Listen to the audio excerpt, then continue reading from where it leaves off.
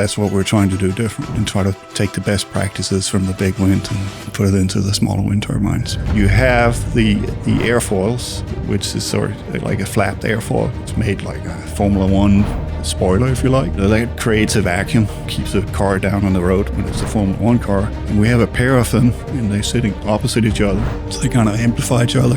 So you create a strong vacuum or suction power. And then we have a collector, we call this in the body, but it sits right there in the middle of that pressure, and that body goes straight down to a industrial fan. So that's the other beautiful part here. We haven't really used any exotic parts or anything. We're using an industrial fan. It's designed a little bit different, but it's essentially made by a company that makes industrial fans. And the vacuum just drives that. And we designed the airfoil so there's a big opening aperture for many different wind directions. And so we just take what we get. That's the principle. Keep it simple.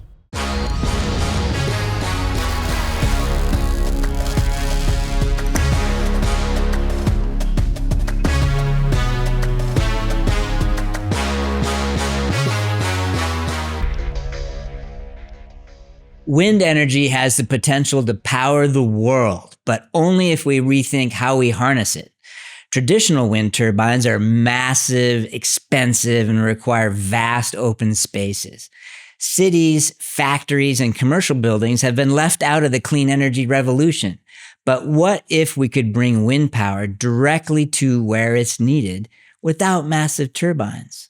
Welcome to the show, Carsten. Thank you, Chris. Nice to meet you. So we're here to talk about wind and the wind power and wind energy. So why has wind energy struggled to integrate into these urban and commercial environments? I mean, I guess the size of the turbine, maybe. The size of the turbine? Well, there are big turbines sometimes installed in urban areas or close to urban areas. But I think one of the distinguishes here is that big wind or wind in general tends to be categorized as one thing, and it really isn't. Sort of the broader context is there's the big wind turbines that we can see when we go out to West Texas, or sometimes we see them going down I-10 here on the freeway. Then there's the little smaller stuff, which is generally categorized as distributed wind energy. How big wind started, individual turbines with farmers, they grew in size, got bigger and bigger and bigger. And there's a very simple reason for that. Bigger is better. So there's that. Well, I mean, I think back in the day, that was called a windmill, right? Pretty much, and you harness the energy wind to turbine, get your and water out of the ground or whatever, right? But I don't see them around Houston here, but I know Texas is one of the largest states for wind power, right? Yeah. And then there's the urban area, right? Or urban and early rural areas, suburbia, right? Those areas are different, and you need different solutions for those areas. And many have tried hard and failed hard. Mm-hmm. There's many scars in this space on the urban wind, and that's what we're trying to do different. Okay. And try to take the best practices from the big wind and put it into the smaller wind turbines. Okay.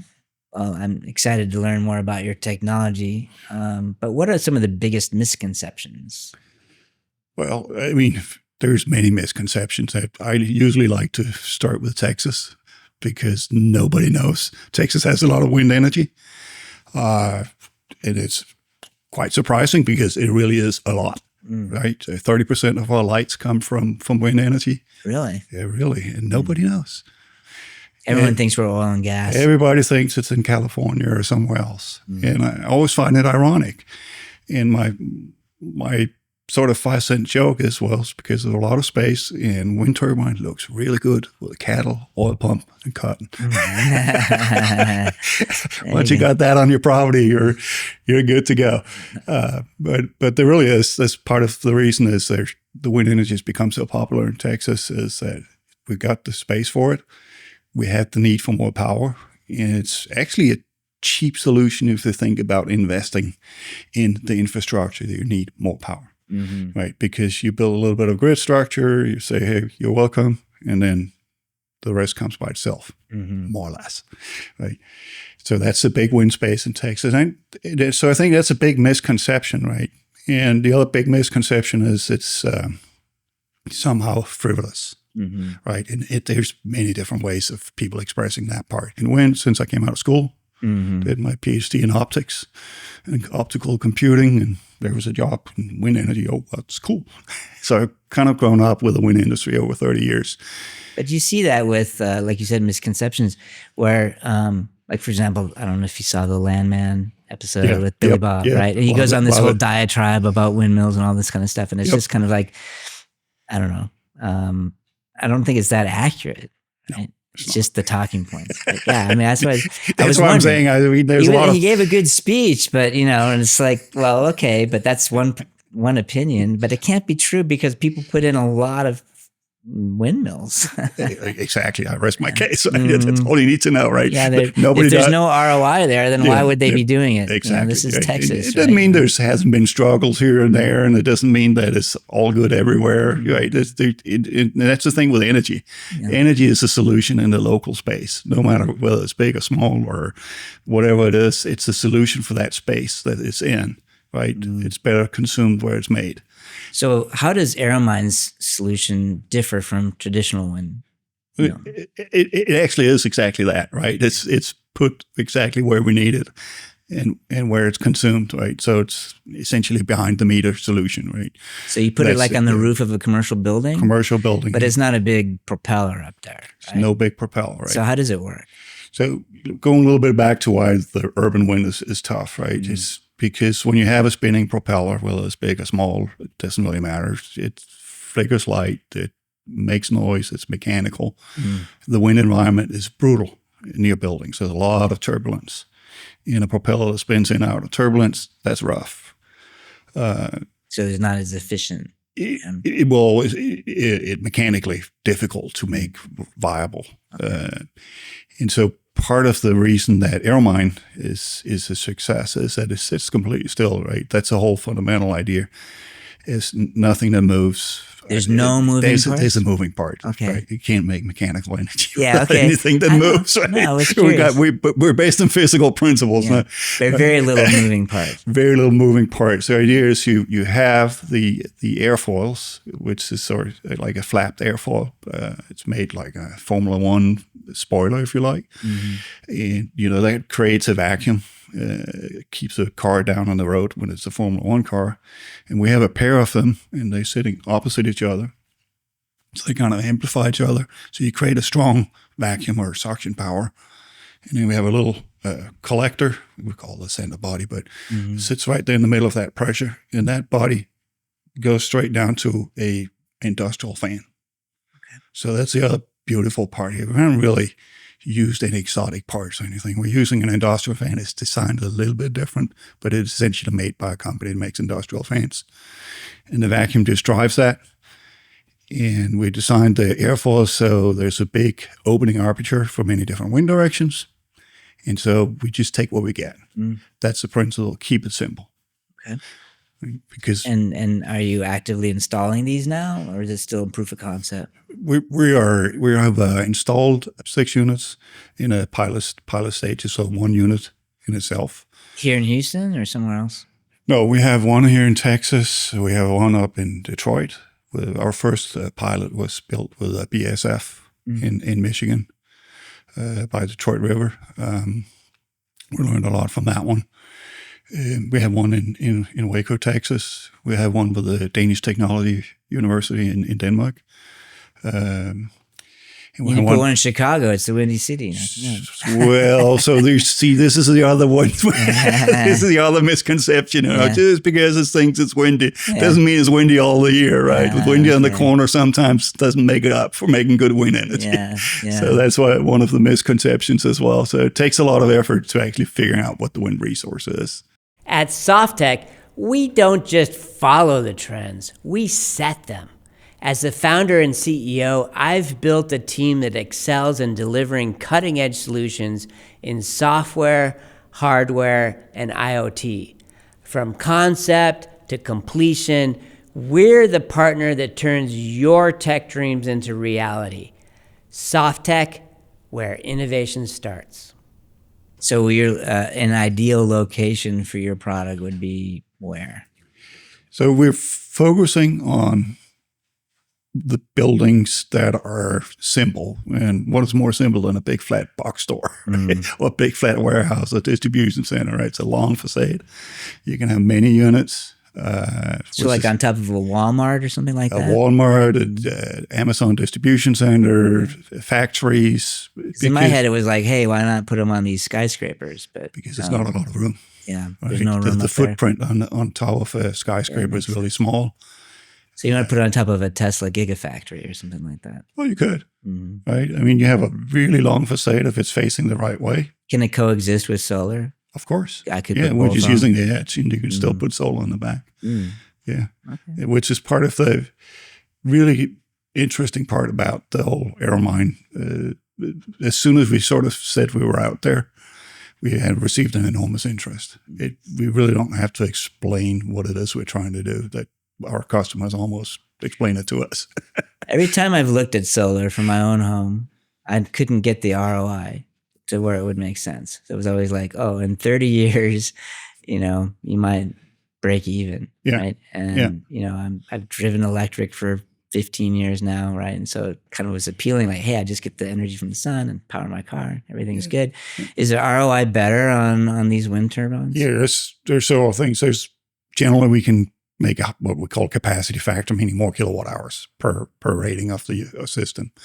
The other thing that I spent a lot of time thinking about is and another reason for the box stores and the distribution centers, they got room for a lot, right? They typically would say 10 to 40 to 50 and units, right? So then it becomes a meaningful amount of rated power and a meaningful amount of kilowatt hours that you produce in that thing. But it's also the overhead costs relatively gets reduced by many units, right? And having that where the home system is a real small system, all the overhead, it eats it up, right? And so that's one of the reasons our focus on our go-to-market strategies. We're focusing on this narrow segment, which is only 3.5 million buildings or something like that. Oh, only? Yeah. Sounds like enough. Yeah. Should there. Keep you busy for a while. What would the ROI be? I mean, what are you aiming for? Like, hey, you put in this system on top. Hey, Walmart, we're going to, put in 50 turbines and within X number of years, you're net flow cash positive. Generally, what we're saying is we're somewhere, sort of in apples to apples. We're somewhere 20 to 50% better than solar, and we can get on the roof for the same price.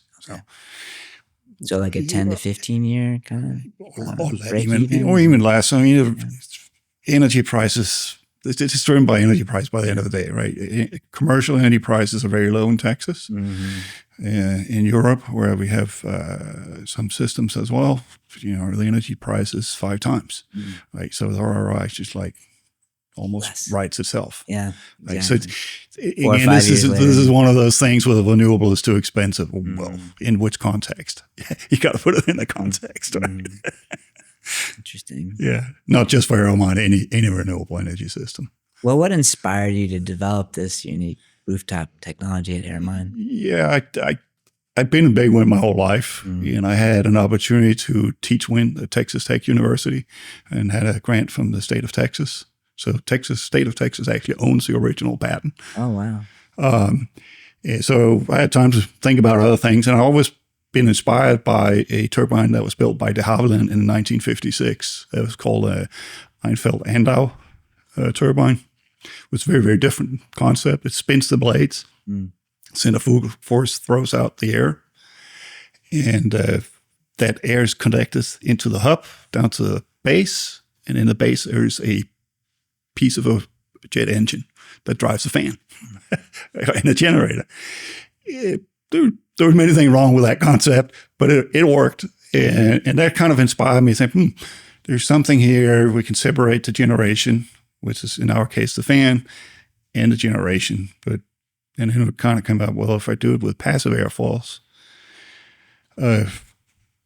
then we can make something that can sit on a building, and let's kind of start marrying each other and start looking a little bit at market segments, looked at target, which is a renewable energy hero that nobody knows about. Target, yeah. They started solar long before anybody and put a lot of solar on a lot of their buildings. Nobody knows about it. They started in Minneapolis, where I'm from. So yeah, that's. Of course, we call it Target. Target, yeah. So they kind of was like my hero. Said, well, if they can do it, and here's the box store, and I have a solution. There must be others that are interested in that. I'm trying to picture what this looks like. I'm sure I'll go look it up, but what does the device look like on the roof of a building? How tall, how big? I mean, so unfortunately, the same principle applies. Bigger is better. Yeah, okay. So I made it as big as I thought I could get away with. Yeah. So it's 14 and a half feet tall, and I have a footprint by 10 by 10, and you would have, each unit would be like 15 feet pitch. Okay. So every 15 feet, you can install a new one. And is it like more of a cylinder that's spinning, or is it like kind of? I mean, if you think about a Formula One racing car with a flap, and you have that, back. Turn it upside down, and so it looks like a foil, like a Formula One foil, set of foils, and there's vertical instead of horizontal. And this somehow, and like you said, it creates the right negative space to it. It just sits there, and typically these are industrial buildings, not necessarily the prettiest buildings. So now we get some really fancy aerodynamics on them. I think it looks cool. Well, maybe you're painting but them I'm biased. Paint them cool colors so they actually dress it up a little bit. You know? I'm biased. But actually, we've had customers say, "Wait, this looks really cool, right? We can see this would make our building look cool too." Right? Throw some Formula One sponsors on there. There you go.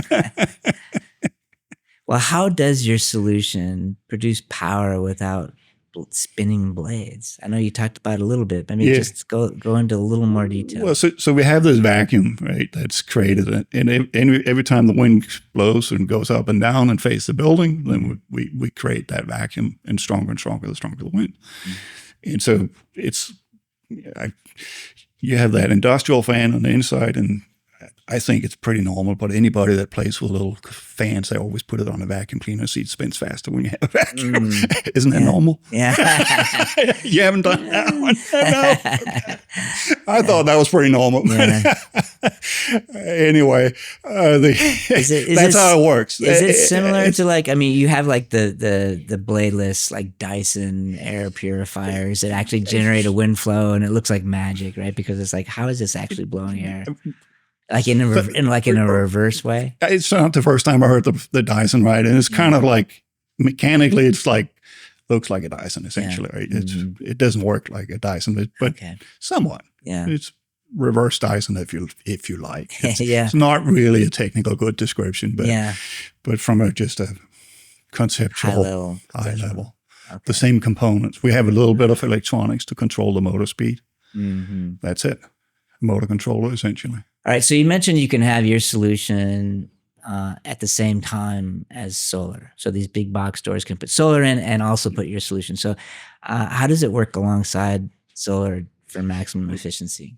There's plenty of room, first of all, right? So there's, on a big box roof. On a big box, plenty of room. We're only going to take the edge so they can be in the back. No big deal. So space-wise, we can be there together, coexist. The beauty of solar and wind is there's usually more sun in the summer and less in the winter, and usually wind is the opposite, so seasonal. They kind of complement each other, and so it balances the powers of these two systems of equal amount of energy provision, right? Then they kind of balance it out, and you get a more even delivery to the building behind the meter, right? So that's one thing. In many places, not all places, but many places, they are also during a day event. They're also a little bit out of phase. The wind typically, especially like here in Houston, it comes late afternoon when the AC start kicking in and really peaking, right? So they kind of complement each other as let's say, energy intensity increased in general. Are they like feeding this then into a battery essentially to use later, or is it like in real time? You could. Batteries is a little bit of an expensive solution to, and it doesn't really do anything. I mean for storage. I mean, but it doesn't really do anything. And this type of building that we're aiming at, they can consume all of it. So the more even profile, actually, they can or can't. They can. Okay. Yeah. So it's all behind the meter, essentially. It has to be a very empty warehouse for it not to be able to consume the power. So they're able to just use it in real time and have a lower power bill. Yeah, but the more even profile, actually, if you wanted to put storage in and even it, because they balance it out seasonal and daily, you can reduce the amount of storage you need. So there's a little bit of a benefit there if you're looking into a storage system as well. I know how important staying informed is for innovation and growth. The Forging the Future newsletter brings you the best in tech trends, startup advice, and industry insights. Join our community and forge your future with us. Subscribe now.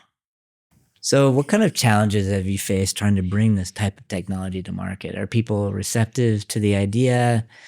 What other problems have you seen? Yeah, I think the understanding of the solution is almost immediate.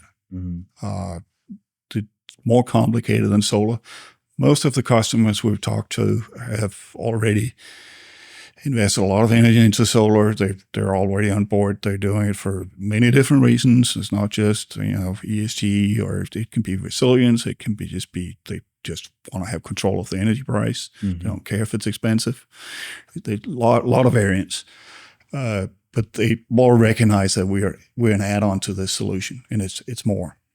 So that's sort of immediate recognition. We don't really have to explain that part. The difficulty part is that it's different, right? We're putting it on a building in a different way. All logistics is going to be different. All the structural stuff is different of the building, right? So solar weighs down the middle with weight, right? We put some wind loading onto the roof.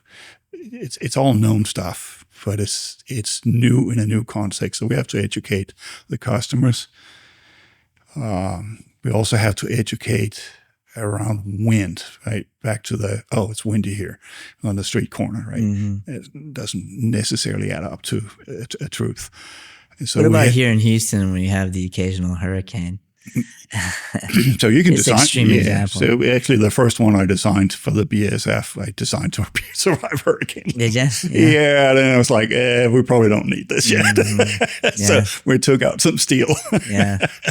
Okay. So not as necessary. No, it can be done, and so we could maybe make a hurricane version if we want to, so that it can survive pretty high wind speeds. It's not really very difficult to do. Yeah.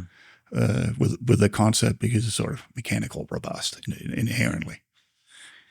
Yeah, I mean, there's the ROI of that you're adding a lot of cost for the still relatively off chance that location is going to hit a hurricane. But you do this in big wind too. You have different solutions. You have the high wind solution and the low wind solution, and they're more steel and less concrete and whatever, the area is you're putting it in. So how do you see wind technology evolving over the next 10 years? So in the urban areas, it's really the education about where can you go and where's the opportune places. The wind industry went through this in different countries, different places, and learned how to operate. Solar has done the same thing, right? And we have to learn the same thing. Luckily, we have a lot of experience, myself in the wind industry, to our team. So we spent a lot of time making software for forecasting how much energy you're actually going to make. Which hours of the day are you going to get it? What are the statistics of it?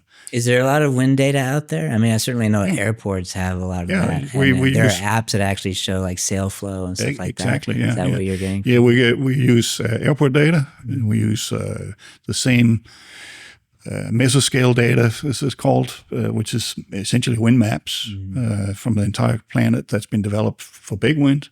Big wind for flight and for boating. Exactly. Right? Everyone, there's a lot of people that are interested in the wind. Yep, there's a lot of people that are interested in it, but the methodologies has been developed. So what we've done is adapt them to the built environment, which is really, really important. Can you use that data and then model hey, if we put 10 or 20 or 50 of these in this location, it's going to generate this output. And so it's not, it's a lot less guessing, right? Because we've taken the last 3 years of wind data at your location, and this is where we see, you've got 2.5 years, you're going to be Yeah.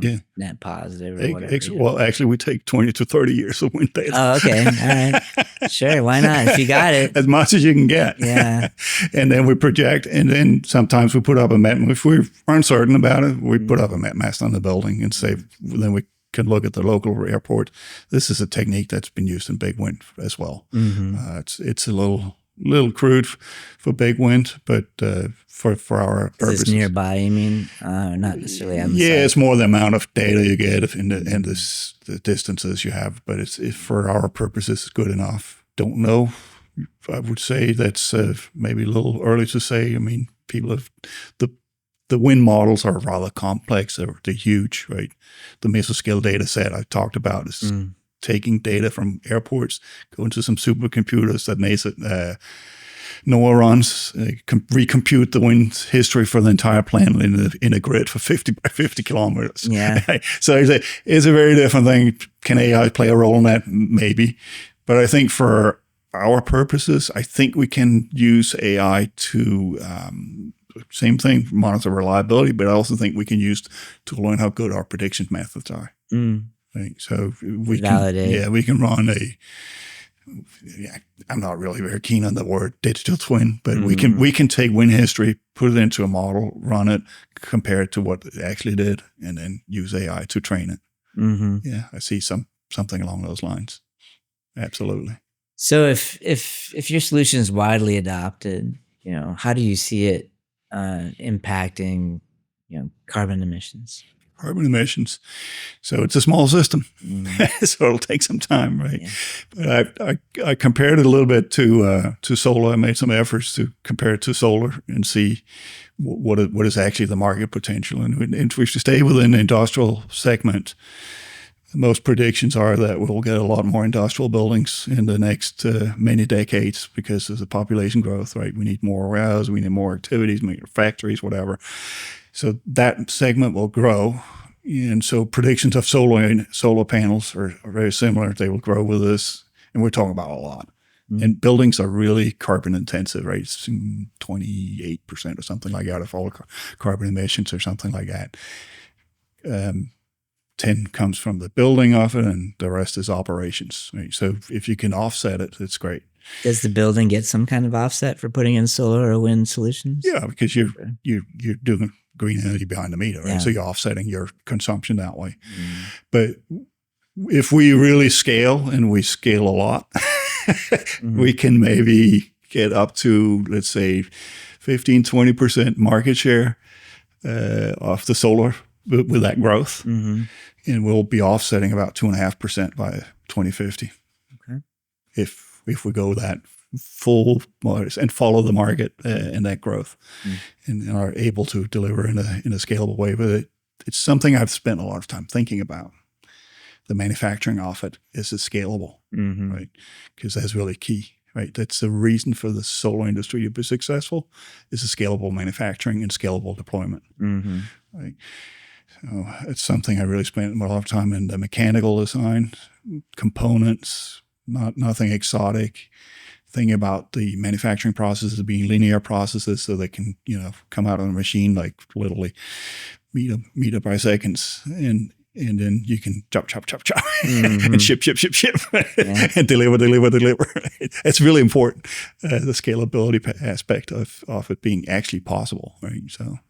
Well, as a startup with some new technology like this, how are you taking your approach to sales? Are you going for the big box retailers and trying to get them on board with then deploying the solution across all of their stores, for example, or some large number of them? We have focused on the bigger segments of industrial customers.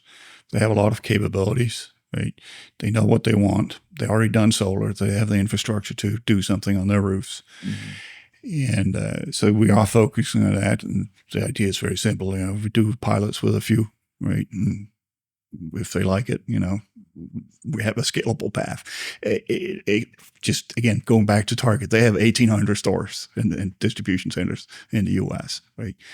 If we're successful with Target, we could be busy all day long. Right? Does it serve like a backup? Like, for example, the utility power drops and you've got a solution like this on your roof, maybe you got solar and this or just this, you probably can't handle the entire load, right? No. But do they try to then determine which parts of their operation will remain powered? Like, for example, we want to keep the refrigeration going because we don't want to lose all of the food or something like that, or not? We have not really been faced with that question yet. I'm sure it's coming, right? It's in the cards, right? Once you get more renewable on your roof, a little bit of storage, you can start keep the lights on and the refrigeration or something like that. You can start doing everything things. Else can go down. Interesting. But again, it's not different parts of the world thinks different ways about this, right? So it's not necessarily, again, one shoe fits all. That's probably why we haven't seen a lot of questions about it yet. Okay. So, well, thanks for coming on and for forging the future of wind power. Forging the future of wind power. And I know you're originally from Denmark, so you're essentially you're a naturalized Texan like myself, and I've got you some Texas socks. I've been called that. I appreciate it. Yeah, sure. Great. Yeah, great conversation. I will definitely love to wear those. Thank you, Chris. Thanks for coming on.